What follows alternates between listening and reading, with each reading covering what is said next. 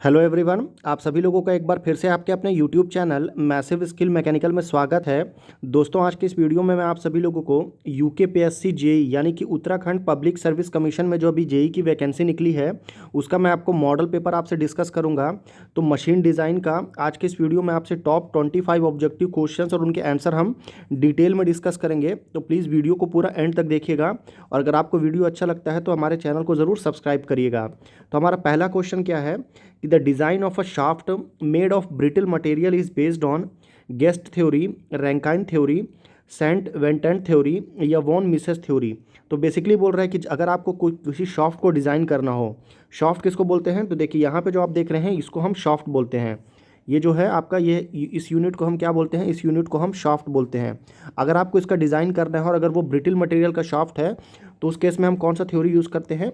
तो उस केस में हम रैंकाइन थ्योरी को यूज़ करते हैं। तो बी आपका करेक्ट आंसर होगा।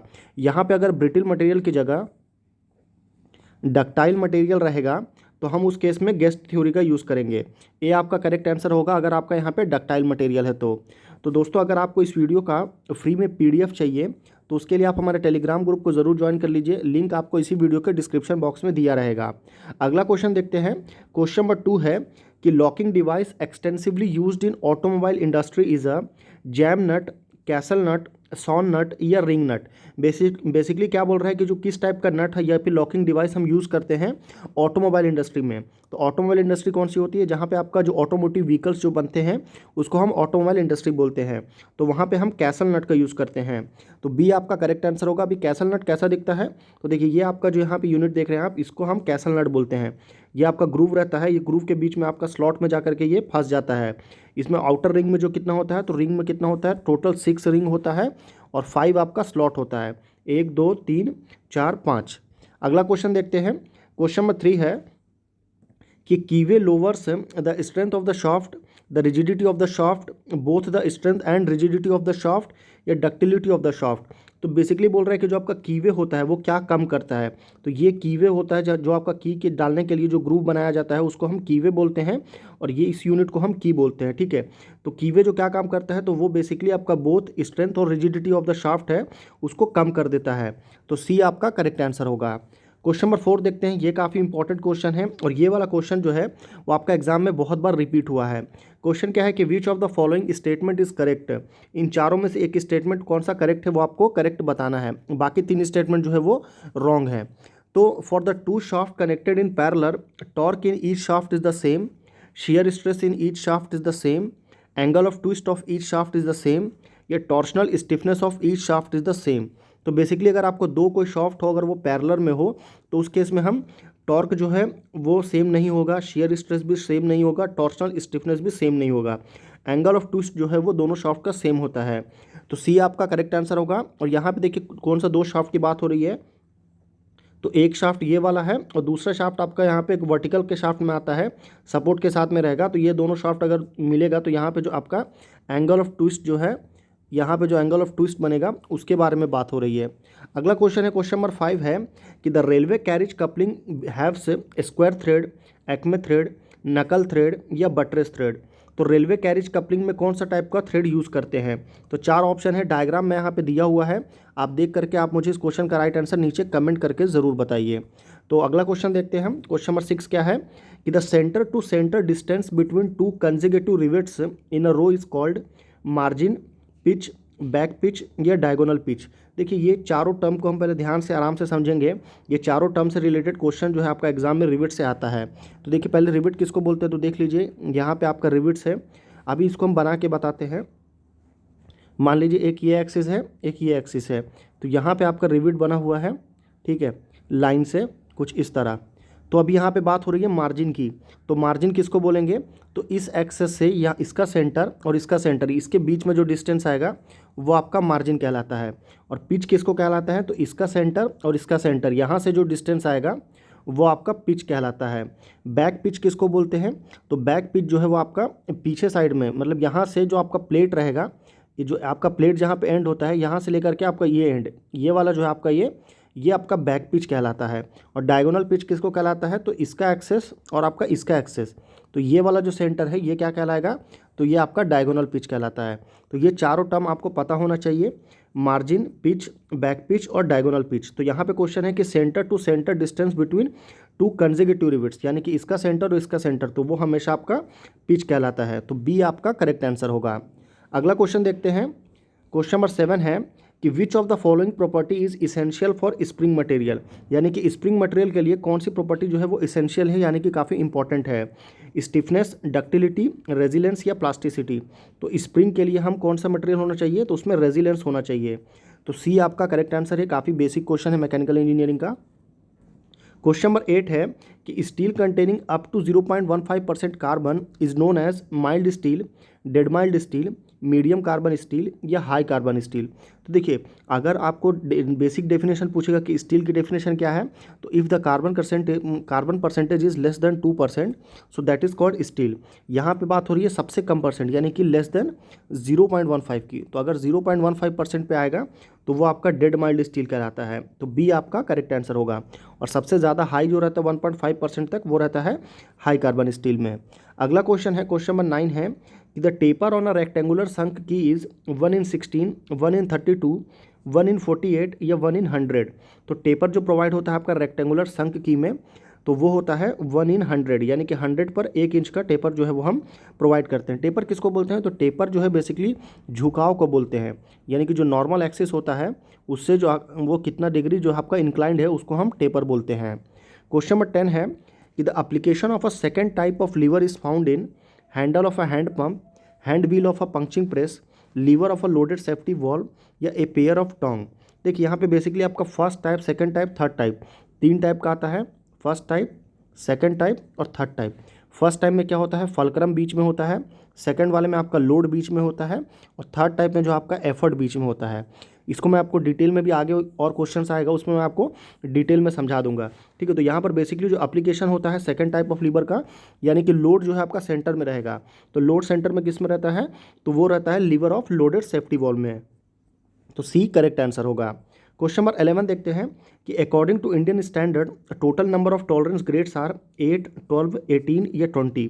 तो अकॉर्डिंग टू इंडियन स्टैंडर्ड्स के अकॉर्डिंग जो है आपका total number of tolerance grades जो है वो कितना है, तो वो है आपका 18। काफ़ी इंपॉर्टेंट क्वेश्चन है, सी आपका करेक्ट आंसर है। ये क्वेश्चन आपका एसएससी के एग्जाम में 2-3 बार रिपीट हुआ है। क्वेश्चन नंबर 12 देखते हैं कि when a bolt is subjected to an external load the stress induced in the bolt will be tensile stress, shear stress, combined tensile and shear stress या any one of this. तो basically बोल रहे हैं जब आप किसी भी bolt के ऊपर में आपको एक्सटर्नल लोड अप्लाई करेंगे, मान लीजिए ये आपका बेसिक बोल्ट है, इस पूरी यूनिट को क्या बोलते हैं हम, यहाँ से लेके यहाँ तक बोल्ट है और ये इसके पार्ट्स है। तो ये आपका हेड हो गया, ये आपका रेडियस हो गया, ये शैंक हो गया, यहाँ से यहाँ तक बॉडी मटेरियल को शैंक बोलते हैं। और शैंक के बाद में जो आपका पहला थ्रेड होता है उसको हम रन आउट बोलते हैं। ये आपका यूनिट जो है इसको आप नट बोलते हैं, और ये आपका जो ग्रूव प्रोवाइड होता है उसको हम थ्रेड बोलते हैं। तो ये बेसिकली आपका बोल्ट का बात हुआ। तो इस पर अगर आपको एक्सटर्नल स्ट्रेस प्रोवाइड करेंगे या एक्सटर्नल लोड अप्लाई करेंगे तो उसमें इस तीनों टाइप का जो है आपका स्ट्रेस क्रिएट होगा। तो any one of this is a correct answer. Question number 13 देखते हैं कि the included angle for the British standard with what thread is 29 degree, 47.5 degree, 55 degree या 60 डिग्री। तो आपका BSW यानी कि British standard with what thread, इसमें जो आपका एंगल कितना होता है, तो वो होता है 55 डिग्री। तो सी करेक्ट आंसर होगा। क्वेश्चन नंबर 14 है कि failure of a material is called fatigue when it is fails at the elastic limit, below the elastic limit, at yield point या बिलो द यील्ड पॉइंट। तो देखिए, failure, किसी भी material का जो फेलियर होता है उसको हम फटीग कब कहते हैं। बेसिकली फटीग का डेफिनेशन पूछ रहा है। तो अगर आप स्ट्रेस स्ट्रेन डायग्राम को ध्यान से देखेंगे तो ये आपका स्ट्रेस हो गया, ये स्ट्रेन हो गया, यहाँ पर तक क्या है आपका, ये आपका यील्ड स्ट्रेंथ तक है, ये वाला जोन आपका अल्टीमेट स्ट्रेंथ कहलाता है। यहाँ पर नेकिंग होकर ये आपका फ्रैक्चर जोन होता है। यहाँ से यहाँ तक आपका नेकिंग का जोन है, यहाँ से यहाँ तक आपका स्ट्रेन हार्डनिंग का जोन है। तो जो आपका फेलियर होता है, ये फटीग जिसको बोलते हैं, वो आपका बिफोर फेलियर के पास आता है, ठीक है। तो बिलो द यील्ड पॉइंट के पास। तो फटीग किसको बोलेंगे, जब आपका मटेरियल फेल होगा below yield point, yield point से पहले अगर आपका मटेरियल फेल होगा तो उसको हम फटीग बोलेंगे। तो डी आपका करेक्ट आंसर होगा। क्वेश्चन नंबर 15 है कि the strength of a riveted joint is equal to tearing strength of plate, shearing strength of rivets, crushing strength of rivets, ये least value of PT, PS and PC. तो किसी भी riveted joint का जो strength depend करता है, वो strength किस पर डिपेंड करता है, तो वो इन तीनों में ही डिपेंड करता है, पर सबसे ज़्यादा डिपेंड करता है वो least value of PT, PS and PC, यानी कि इन तीनों में लीस्ट वैल्यू यानी कि सबसे कम वैल्यू जो है वो जिसकी रहेगी उस पर जो है आपका रिवेटेड जॉइंट का स्ट्रेंथ डिपेंड करता है। फिर वो चाहे टेयरिंग भी हो सकता है, शेयरिंग भी हो सकता है और आपका क्रशिंग स्ट्रेंथ भी हो सकता है। क्वेश्चन नंबर 16 ये आपका क्या है, तो यहाँ पे आपका रिवेटेड जॉइंट है। बेसिकली जो आपका स्ट्रक्चर में रिवेट लगे होते हैं उसको हम इसी टाइप के रिवेट लगाया जाता है। क्वेश्चन नंबर 16 है कि when a helical compression spring is cut into halves the stiffness of the resulting spring will be same, double, 1/2 या 1/4। तो किसी भी स्प्रिंग को अगर आप हेलिकल स्प्रिंग को बीच में से काट दो, ठीक है, यानी कि उसको अगर आप हाफ कर दो, ये आपका कोई एक स्प्रिंग है यहाँ पे, ठीक है, इस एक स्प्रिंग को अगर आप बीच में से काट दोगे तो उसका स्टिफनेस क्या होगा, तो स्टिफनेस जो है या अगर ये कट जाएगा तो ये आपका डबल हो जाएगा, यानी कि 2 गुना हो जाएगा। अगर इसको आप 2 बार काटोगे तो ये आपका डबल यानी कि 2 × 2 4 टाइम्स हो जाएगा। तो बी आपका करेक्ट आंसर होगा। क्वेश्चन नंबर 17 देखते हैं कि the transverse fillet welded joint are designed for tensile strength, compressive strength, bending stress या फिर आपका शियर स्ट्रेंथ। तो ट्रांसवर्स फिलेट वेल्डेड जॉइंट मतलब ट्रांसवर्स फिलेट वेल्डेड की बात करेंगे जब कभी भी तो आपका वो होगा टेंसाइल स्ट्रेंथ, और जब कभी भी हम आपका ट्रांसवर्स के बाद में पैरेलल फिलेट वेल्डेड की बात करेंगे तो वो होता है आपका कंप्रेसिव स्ट्रेंथ। अगला क्वेश्चन देखते हैं, क्वेश्चन नंबर 18 है कि the centrifugal tension in the belt increase the power transmission, decrease the power transmission, has no effect on the power transmission या is equal to maximum tension on the belt. तो centrifugal tension जो होता है वो किसी भी belt में वो has no effect on the power transmission, तो वो पावर ट्रांसमिशन पर कोई भी इफेक्ट नहीं करता है। तो सी आपका करेक्ट आंसर होगा। क्वेश्चन नंबर 19 है कि when the fulcrum is in between the load and the effort the lever is said to be. हाँ, मैं अभी आपको जब बोल रहा था कि फर्स्ट टाइप, सेकंड टाइप और थर्ड टाइप को डिटेल में समझाऊंगा तो मैं इसी क्वेश्चन की बात कर रहा था। तो यहाँ पे क्या बोल रहा है कि अगर आपका फल्क्रम जो है is it between the load and effort, यानी कि लोड और एफर्ट के बीच में है क्या फल्क्रम, तो वो क्या कहलाएगा, तो वो कहलाएगा आपका फर्स्ट टाइप। ये करेक्ट आंसर होगा। अब यहाँ पे डिटेल में देखते हैं तो क्लास 1 का लीवर यानी कि फर्स्ट टाइप में क्या आता है, तो फल्क्रम आपका बीच में है, इधर एक साइड लोड है, इधर एक साइड एफर्ट है। सेकंड में क्या होता है, लोड बीच में होता है, एक साइड एफर्ट रहता है और दूसरे साइड आपका फल्क्रम रहता है। थर्ड टाइप में क्या रहता है आपका, थर्ड टाइप में एफर्ट बीच में रहेगा और लोड आपका एक साइड रहेगा और आपका फल्क्रम अदर साइड रहेगा। यानी कि अगर आप इसको शॉर्टकट फार्मूला बनाओगे तो क्या होगा, ये होगा आपका EFL, यानी कि फर्स्ट टाइप में फल्क्रम बीच में, सेकंड टाइप में क्या रहेगा, सेकंड टाइप में आपका ELF हो जाएगा, यानी कि लोड बीच में, और थर्ड टाइप में क्या होगा, थर्ड टाइप में आपका LEF होगा, यानी कि एफर्ट यहाँ पर आपका बीच में रहेगा। फल्क्रम, लोड और एफर्ट, यानी कि फर्स्ट टाइप, सेकंड टाइप और थर्ड टाइप। अगला क्वेश्चन, इससे क्वेश्चन एग्जाम में आता है, बहुत आता है कि एग्जाम में क्वेश्चन ये वाला बहुत कंफ्यूज करता है और घुमा के पूछता है। क्वेश्चन नंबर 20 है कि the ball bearings are usually made from low carbon steel, high carbon steel, medium carbon steel या हाई स्पीड स्टील। तो बॉल बियरिंग्स जो है वो किसका बना होता है बेसिकली, तो नॉर्मली वो बना होता है मीडियम कार्बन स्टील का। तो सी आपका करेक्ट आंसर होता है। और बॉल बेयरिंग किसको होता है, तो देखिए ये आपका बॉल बेयरिंग है, इसको हम आउटर रेस बोलते हैं और इसके अंदर में बीच में बॉल्स लगे रहते हैं, इसको हम क्या बोलते हैं, बॉल बेयरिंग में यही आपका बॉल होता है, ये बेयरिंग होता है, ये आपका शाफ्ट के अंदर में जाता है, ये हॉलो वाला पोर्शन।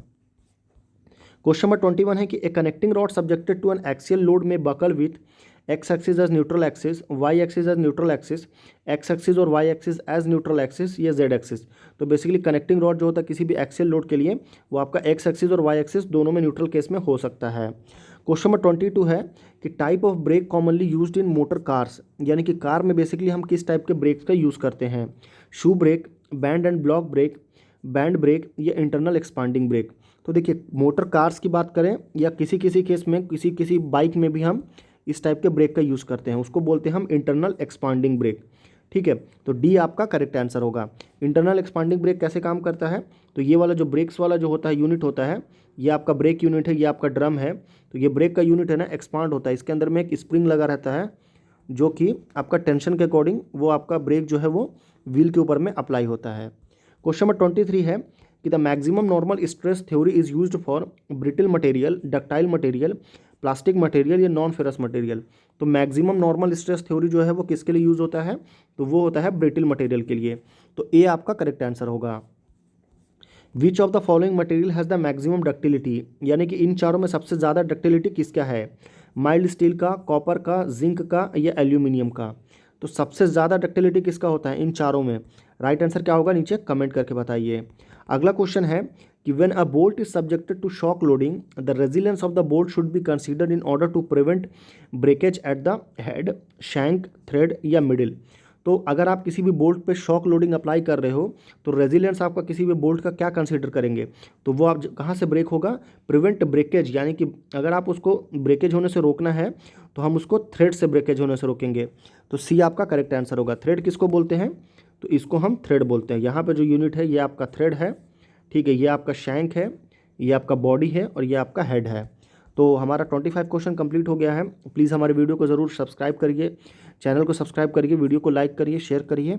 और अगर आप ये नीचे आंसर की दिया है, बाद में अगर आपको पीडीएफ से रिवीजन करना है तो उसके लिए आप हमारे टेलीग्राम ग्रुप में जा करके आपको फ्री में पीडीएफ मिल जाएगा। फिर मिलते हैं अगले वीडियो में, तब तक के लिए धन्यवाद।